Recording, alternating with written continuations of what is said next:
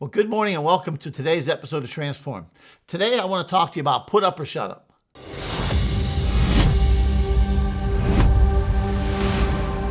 Welcome to today's message with Pastor Jim Balzano. Before I start, I want to take a moment and thank Park Home and Made by Vogel for many of our studio items. Have you ever found yourself at the point where you have to put up or shut up? You come to that moment where you have to take a step into the virtual unknown. It has to be a step of faith, and you're not exactly sure how it's going to turn out. Let me ask you this question. When you did fear ever enter into your heart for just a moment? Was there a moment when you might have said, man, if I do this, I have no idea how it's going to turn out? What do you do in those moments? Well, remember this story. We've been talking about Gideon.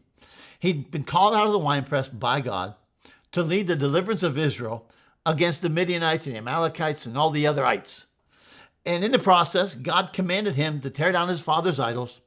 And then after amassing 32,000 men, he watched as God reduced his army to a mere 300 men.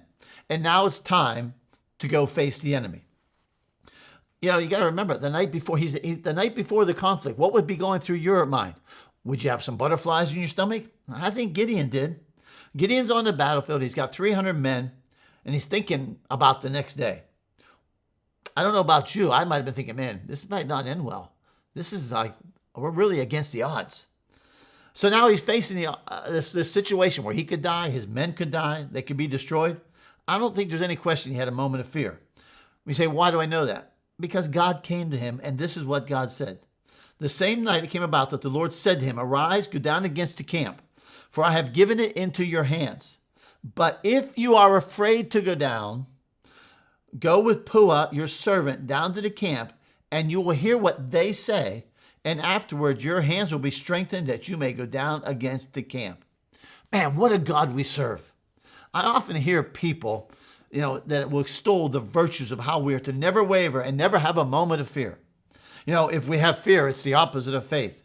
Fear is not the opposite of faith. Fear is a corresponding feeling that we get because a step of faith is required. It wouldn't take faith if we didn't have a measure of fear. Fear is only sin if it leads us to the disobedience or rebellion.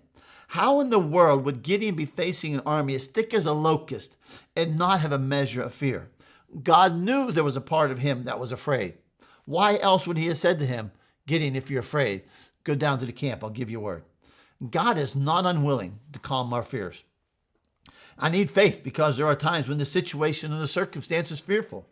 Faith is trusting in God who allows me to move even in spite of fear. Yet he is also willing to give you and myself what we need at the moment to help us overcome our fears. Gideon had been faithful to this point. God rewards his faithfulness by bringing another comforting, confirming word in the midst of a moment of fear. You know what I think is really interesting? God gave him a word from the enemy to encourage his heart. His enemies didn't know it, but they would be the very instrument that God would use to encourage Gideon to attack. Gideon does what God tells him to do. He goes to the camp and he overhears his enemies talking about a dream. Let me give you the scripture. It says, behold, I had a dream. This is one of the Midianites. Behold, I had a dream. A loaf of barley was tumbling into the camp of Midian. And it came to the tent and struck it so that it fell and turned upside down so that the tent laid flat. His friends said, this is nothing less than the sword of Gideon, the son of Joash, a man of Israel. God has given Midian and all the camp into his hand. Every time I read this scripture, I am amused by this picture of a big old barley loaf of bread rolling into the enemy's camp and destroying it. And I often wonder why God would use this type of dream to give Gideon this comforting encouragement to go and attack. Why didn't he use wheat? Why didn't he use a loaf of wheat bread? We see, remember this, barley was considered an inferior product to wheat in Bible times. Barley bread was the food for many of the poor and the insignificant. The dream was telling the Midianites they were going to be toppled by an inferior nobody. Charles Spurgeon said, barley meal was rather food for dogs or cattle than for men. and therefore the barley loaf, the barley cake, would be an emblem of a thing despised. The man who had heard the dream quickly interpreted it to mean that they would be defeated at the hand of Gideon. When Gideon heard the words of the dream and the interpretation, he went back to the camp and he said, man, let's get ready to attack. Any fear was removed because the dream and its interpretation was a specific word from God to Gideon. He knew he was the barley loaf in the hand of God. Remember what he said to God whenever God appeared to him to pull him out of that wine press? He said, I'm the least of my family, and my family is the least of the tribes. I am a big old barley loaf. But man, let me tell you something about a barley loaf of bread. A barley loaf of bread became a steamroller in the hands of the God who calls you. You know, you might look at yourself and you might consider yourself inferior to those around you.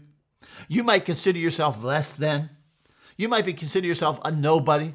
You might be considering yourself, no, I'm not somebody who's worthy to do what God has called me to do. You might say, I'm not equipped to do what God called me to do. I'm an inferior product.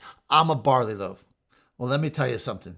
That's a great thing to be. You know why? Because in the hands of God, you are the instrument of perfection. In the hands of God, you are the instrument of power. In the hand of God, you can absolutely do what he has called you to do. The situation you face may cause a stirring of fear in your heart, but be encouraged. It's not about your hands. It's about you being in his hand. And so let me tell you what, get out there, allow him to use you. You're a big old barley loaf, but you're in the hand of God. Have a great week.